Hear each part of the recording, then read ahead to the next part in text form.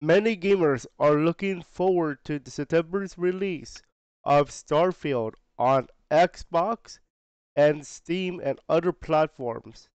And it actually looks like a pretty good game. Back in a few months ago, Starfield was unveiled to the world as part of the Xbox event along with a Starfield Direct. However, it looks like this space adventure is a little bit detoured with a look of an article by IGN talking about how they could be lacking disability options. But before we get into that, we also need to talk about an act, the Communications of Accessibility Act of 2010, to understand a little bit about the law about accessibility options in video games. But before we get into that, if you guys are into video game news, I am starting our video game news channel, Retro Yuki Gaming News, this weekend. But it actually already started. Make sure you guys check it out, Retro Yuki Gaming News, on YouTube, and I am doing it on Twitter and on TikTok as well. More on that later. But before we are now about to get into today's articles. So we will first talk about the law, then we'll get into the big boy article from IGN. So let's get into it. So this is from VID, World Institute of Disability. This article is talking about a guide to video game accessibility, and it's going to give you context into the Starfield situation in a moment. Let's read. This is written by Hannah Sawyer. Like most things related to technology and accessibility, the world of video games has come a long way in the past decade. The 21st Century Communications and Video Accessibility Act of 2010 requires accessible communication options to be available in television, video, and streaming services. It wasn't until 2019, however, that this act finally applied to video games, meaning we still have a long way to go. With the 2019 update of the 21st Century Communications and Video Accessibility Act, video games must have voiceover, electronic messaging, and video conference options. Although gains have been made, there is still more to be done. More legislation, industry regulation, and lower costs of adapted technology are needed to ensure gaming is accessible as possible. Companies leading the way.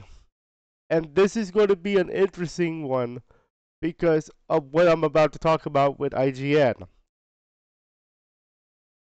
Xbox is one of the top video game companies in regards to accessibility in their games. They they have their own accessibility guidelines, a publicly available set of practices, along with their gaming and disability experience guide, a supplemental and holistic resource for game developers. The Xbox Adaptive Controller allows for gamers with limited mobility to have alternate methods of accessing buttons and switches, because it can connect to outside devices like wheelchair joysticks. The hub can be customized to each player's individual needs, making it a cornerstone of accessible gaming technology. The best part, it was designed by Spencer Allen, a gamer who became paralyzed after an accident. An important example of the need to have disabled designers working on accessibility ventures. This is important to understand because Starfield is coming out on Xbox as one of the platforms for the game, alongside Steam. Why do I mention, why do I have to read this part of the article? Because let's take a look at the big boy article, the IGN article. This is from IGN. The headline reads, Starfield's lack of accessibility information has disabled gamers worried. Disabled players voiced their concern with Starfield's accessibility. This was written by Grant Stoner This was written on July 7, 2023 at 12:50 p.m. Pacific Time. Let's have a read. This is the big boy. This is the meat of and the potatoes of today's story. This is going to be a long one, folks, so lock in. Colo Jones is eagerly awaiting the release of Starfield, Bethesda's newest open-world title. As a fan of the sci-fi genre, Jones wants to explore many places and planets as possible, engage in ship combat, and unravel the mysteries between each faction. But currently, her anticipation is met with equal feelings of trepidation. For Jones and other disabled players, Starfield's lack of accessibility information is causing concerns. Last Bethesda unveiled an official gameplay look of Starfield, and during this year's Summer Game Fest, Xbox hosted an hour-long Starfield Direct, with new footage and developer commentary. While we learned about mechanics like combat, space traversal, and even sandwich storage, noticeably missing from each presentation was any word on accessibility features or design practices. And in both instances, the accessibility community took notice. Speaking with IGN, disabled players questioned the overall silence regarding Starfield's accessibility information, the accessibility of previous Bethesda Game Studios titles, and their hopes for Starfield pre- and post-release. Now, as we just mentioned there, they have a lack. They are lacking on the disability front. So what's going on? Let's have a look. Starfield silence.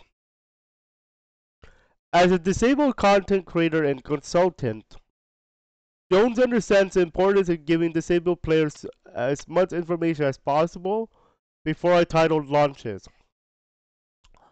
For a game as expansive as Starfield, disabled individuals like Jones need to know available options and designs that will either help or hinder their gameplay. While it's exciting to see new footage, Jones notes that there is a layer of uncertainty behind each demonstration, and she says, quote, "My main hope is that accessibility options are communicated as soon as possible, like yesterday," Jones said, and she continues, "It's not knowing if I can play and desperately wanting to be excited about this game, which thematically and visually is everything I'm looking for. I'm so excited for this game, but am I allowed to be excited because what if I cannot play it?" Bethesda game studio parent company Xbox notably held a press tour for extensive accessibility options for the newest Motorsport, Forza Motorsport, 6 months before it was planned release date. In contrast, the only accessibility information given for Starfield was just 2 months to its launch, and during Todd Howard's interview on Kinda Funny's Xcast, where he confirmed a quote large font mode will be available. The lack of communication is especially notable given Xbox's strong recent history of promoting and celebrating accessibility and the disabled community, as we mentioned earlier in the other article.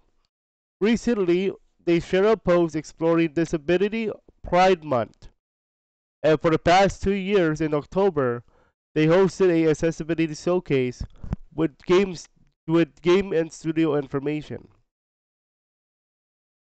That was recovered in the other article with a guide to game accessibility. Xbox is the leader when it comes to this, but as we see in this article so far with IGN, it's kind of getting a little hairy, especially with this game coming out most likely in September within the next 2 months. It's only 2 months. Forza Motorsport had their disability options promoted 6 months before release. This is a very, very cutting close as we get closer to the game's release. Let's continue. Other developers of a major podcast Blockbuster Games have stated sharing information early too, like Sony Santa Monica Studio revealing accessibility options for God of War Ragnarok, and Ubisoft sharing some accessibility settings in person-to-person Lost Crown. Shortly after its Summer Game Fest demonstration, currently, currently Starfield's decision to do not share any information closely mirrors Nintendo with Tears of the Kingdom. In that instance, disabled players feared they wouldn't be able to play, and they were ultimately correct. When reached for a comment on this issue, Xbox declined to respond. For Jones, the lack of information is concerning. Jones' disabilities, ADHD, and spondyloarthritis affected the options and designs that she relies on to complete its game. For her ADHD, Joan requires explicit quote quest markers as well as compatibility to replace scenes and remove timed decisions to register and think about decisions. Spondylitis, a condition which causes inflammation in the spine, impacts Joan's ability to grip controllers. While she needs common physical accessibility settings like toggles for specific actions, removing QuickTime events and full controller support, design choices like twin stick movement, and stimulate simultaneous button presses are detrimental to her needs.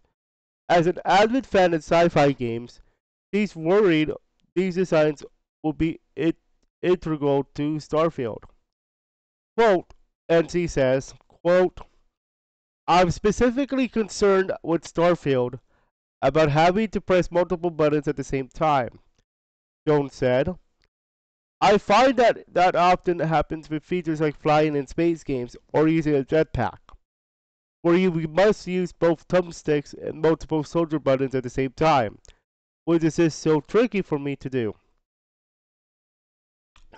Unfortunately, Jones' experience with previous Bethesda game studios titles is limited, and it's directly related to their overall lack of accessibility.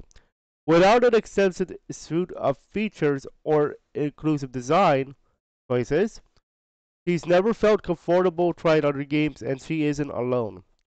So, just to recap this so far, ladies and gentlemen, right now we're in the story where Jones is concerned about movement with her spine inflamed because of the spondylitis and her ADHD. And this is very, very, very important to understand because as we can see here, spine, when you're talking about the spine, that's the back.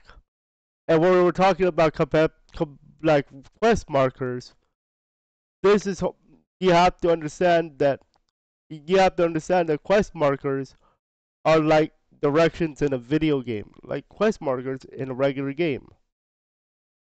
She needs that to help register and think about decisions. Okay, and they want her to remove replay scenes and remove timed actions. So if you ever played a game like Final Fantasy, I mean not Final Fantasy, but Resident Evil, for example, there's timed actions in there that require multiple button presses. So that's what she's concerned with when it comes to her disabilities. Let's continue to talk about how Skyrim is coming up short in this category. Skyrim's shortcomings. The accessibility movement that modern gaming is most familiar with, detailed menus and accessible designs by default, earnestly began within the past 5 years. Games like The Last of Us Part 2, Assassin's Creed Valhalla, and even Tunic are just a small fraction of games that allow disabled individuals to comfortably and confidently play. Even remakes of the classics like The Last of Us Part 1 and Resident Evil 4 are modernized and feature accessible options previously unavailable during the original release. And when returning to classics within Bethesda Game Studios library, even updated versions, the lack of accessibility is increasingly apparent. Content creator and accessibility consultant Matthew Allock grew up playing Bethesda titles.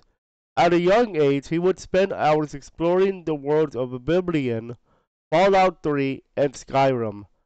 But as his disability, Narastarodermis, involuntary rapid and repetitive eye movements, progressed, he struggled to return to his favorites. And he says, quote, "Since the change in my vision and the release of Skyrim's Xbox Series X and S upgrade, I went back and started a new playthrough, and it's safe to say I struggled," Alok said. And he continues, things took me longer to complete due to accessibility barriers I faced, like locating enemies, finding objects required for quests, and navigating the map. I lowered the difficulty to try and counter my accessibility barriers, but as an experienced gamer, I don't want to be forced to play the game on the easiest setting. I want the game to be accessible yet challenging at the same time. End quote. That is the same quote in bigger. From the previous previews alone, Starfield's core mechanics and design resemble games like Skyrim.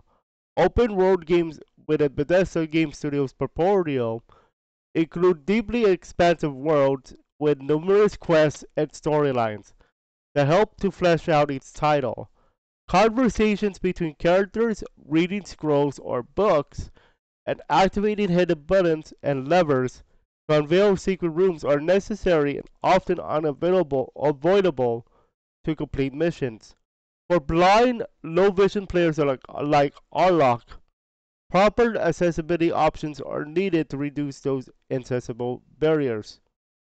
Quote, "Bethesda games have massive storylines with a lot of collectibles, lore, and require massive amounts of reading," he said. And he continues, "I have found myself prioritizing that I use my game time doing. I skip reading the lore, the journals, etc., and focus on the essential information put in front of me.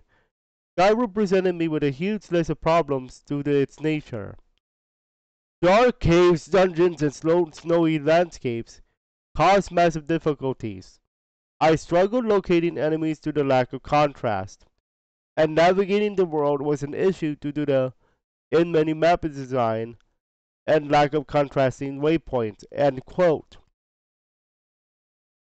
Blind, low-vision individuals often need accessibility tools like text-to-speech, audio cues, varying contrast settings, auto-aim, and even auto-traversal to properly enjoy expansive games.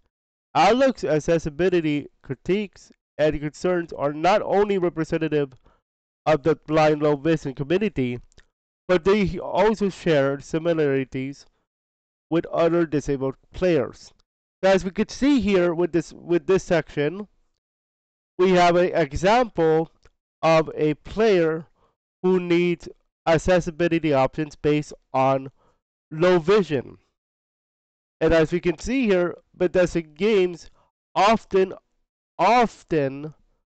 rely on caves, quests, and conversations within the lore and the story. And because you need those text-to-speech options to allow players to have that option, it's going to be hard for Arlock to play because he requires that type of options, especially contrast. Contrast in video editing and gaming, for that matter, is required because of the fact of coloring. You have colors, you have different colors. When it comes to blind low vision, different colors are more accessible than other colors. just to name a few. Okay, that's how we're gonna summarize this section. Let's continue because there is more. An inaccessible wasteland. Let's continue talking about Fallout 76. Starfield is not Bethesda's game studio's first foray into the sci-fi genre.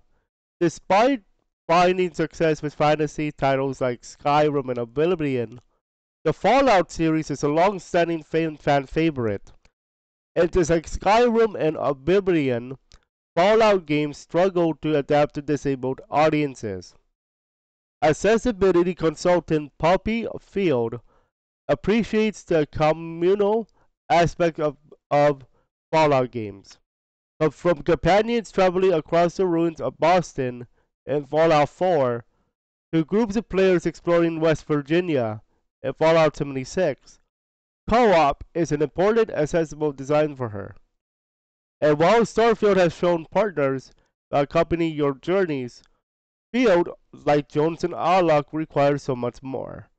And she says, quote, I struggle physically using controls, Field said, and she continues, it can be a painful and exhausting experience to play, especially in combat, but I also struggle cognitively with memory and processing issues, requiring more time than what I often get penalized for. Fallout isn't a very forgiving game. Outside of limited node accessibility, there is very little adjustment. It even lacks the typical easy mode that, although I don't encourage developers to create as an access to fill in, I do rely on it a lot when other needs aren't met. While Fallout and Elder Scrolls games are typically include difficulty settings, they primarily reduce incoming damage from enemies. Other sources of damage like explosions from mines, radiation levels, and even environmental hazards are like falling aren't mitigated through these options. As Field's disabilities, chronic pain, fibromyalgia, protozoal autoasthmic chronic Florida syndrome or POTS, as well as migraine and anxiety disorders, means that she needs more accessible designs and features than a difficulty toggle. But since Fallout games fail to meet her needs, she finds other methods that can occasionally restrict her gameplay. And she says, quote, workarounds I felt helpful included things like perk cards and attributes, he said. I would purposely choose ones that would aid me in certain parts of the games I would find hard, i.e., less radiation damage if I need more time to process the area. However, this takes away the fun of what should be a way to make the game more interesting for players. I instead was using it to somehow lower the playing field as much as I could. Obviously, this would not be needed if accessibility was built in into the foundation of the game, and not rely on some happen chance of features to aid me, he said. End quote. Perks offer unique playstyles to enhance customization, while more choices are inevitably better for disabled players. Forcing them to follow specific attributes to offset inaccessible barriers limits the creativity that the game actively encourages. And until Starfield offers accessibility information, Field and others can only assume that the systems will be in the same as previous titles. Let's recap this particular section here. So as we just learned, we have a player who has a disorder with migraine, anxiety, and chronic pain. And the way that she is describing this is she is trying to use a feature in game with Fallout called perk cards. And but the perk cards usually help a player within the game, like normal perks that you would see in video games. But in the case of Fields here, she is forced cards to help her with her actual disability, as we saw here with the example of the less radiation damage, because she wants to explore the area. But because of the way that the game is designed, the way that she needs to explore it with her disabilities is she has to use the perk card with the less radiation damage to enjoy the game more. So she's using the perk cards not for an advantage in the game in terms of a exploration standpoint. She's using it for to help her explore because of her disability. That's the caveat when it comes to this one. And he says, and it says here, and until Starfield Oscillator, excuse me, and it says here, inaccessible barriers that limits the creativity of the game that actively encourages. That's hard. That's the tough part about the part card. Let's continue. Let's continue the article. I think we are almost done. Yeah, we're almost done here, y'all. Let's talk about the Starfield's future.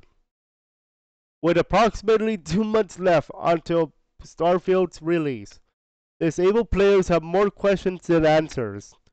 While some individuals like Arlock are hopeful that Xbox acquisition of the studio opens the game to new accessibility resources, others like accessibility consultant L'Oreal Brute just want accessibility to be at the forefront, regardless of ownership.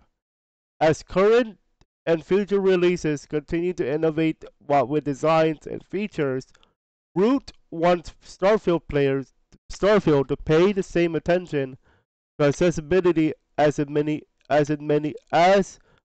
of its AAA peers.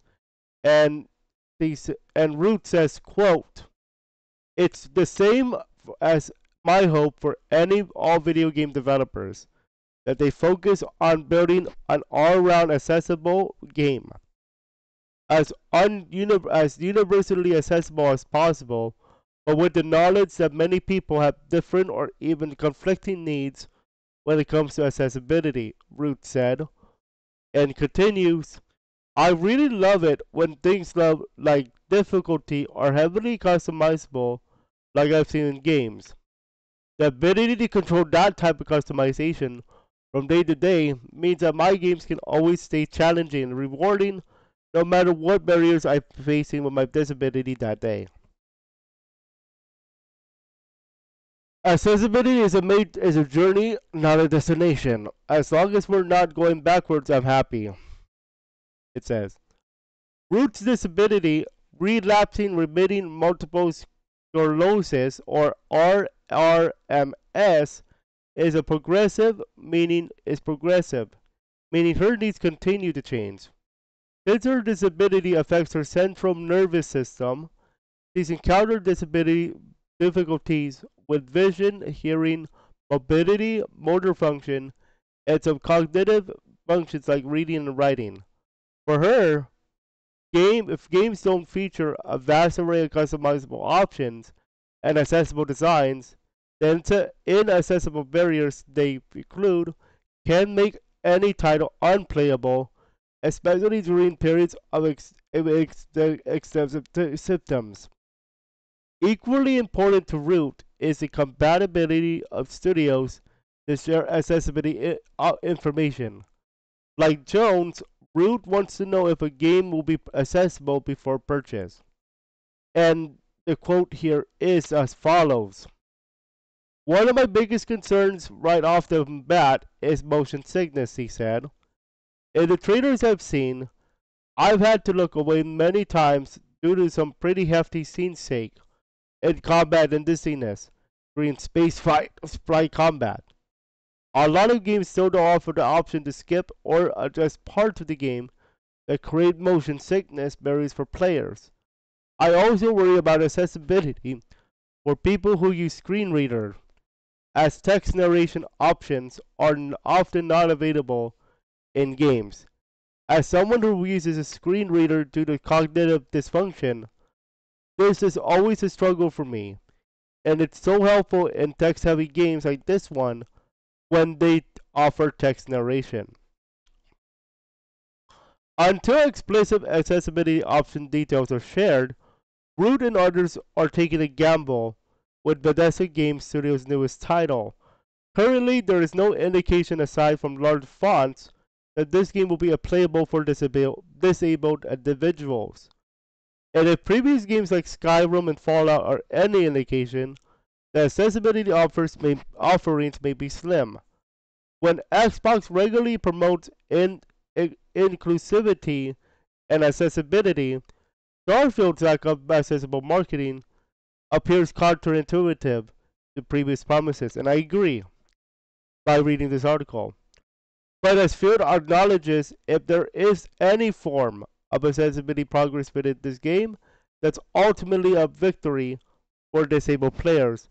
And the quote from here repeats, quote, I don't expect this title to be a huge step forward in accessibility, but I'm hopeful that this will be a learning curve and future titles will benefit from perhaps what Starfields may likely lack. After all, accessibility is a journey, not a destination. As long as we're not going backwards, I'm happy. End quote. End of article. So let's recap this section, ladies and gentlemen. As we saw, we have Root, another example of somebody who needs vision, who needs accessible options with vision, hearing, mobility, motor function, and cognitive functions like reading and writing. He needs that accessibility option like a screen reader and text to speech. And as he mentions in the quote about dizziness and screen shaking and motion sickness, he said that you cannot skip them in game. And she's right. Sometimes you cannot skip those in game. And she uses a screen reader a device, as we saw there in that quote. So that's going to do it for today's article. And I do want to give my a few cents here about disabled gaming. It's something that Xbox needs to. This is something that Xbox needs to figure out right away. We are only 2 months away from September. Starfield is set to release September 8th, I believe, according to Steam chart, according to the Steam platform page. And will there be enough time for developers to put in the options that we just mentioned in this article? They're going to be cutting it close. With 2 months left until release, time is of the essence to help the disabled community. If Xbox does not, or the developers do not put in the time and effort to put in the accessibility options, I do not see a lot of people. I see a lot of people playing this game no matter what. But when it comes to the disabled community, they might be looking for other options. That is today's article reading of Starfield's lack of disability options concerning players. If you have any questions or you would like to read this article for yourself, I will be linking to this article in the description below. So it is from IGN. And for all things gaming news, I'm going to be starting the gaming news channel very soon on YouTube, Retro Yuki Gaming News. It is already up. Just look for it there. I will be changing all the stuff there just to make sure it's gaming news related. If you would like to have a specific topic covered, let me know in the comments below. I'll be opening it up to community feedback as well. And we'll see you also on TikTok where I summarize the articles in 10 minutes or less. We'll see you guys there and have fun and hopefully Xbox wakes up and starts helping out the disabled community. We'll see you guys on the next article.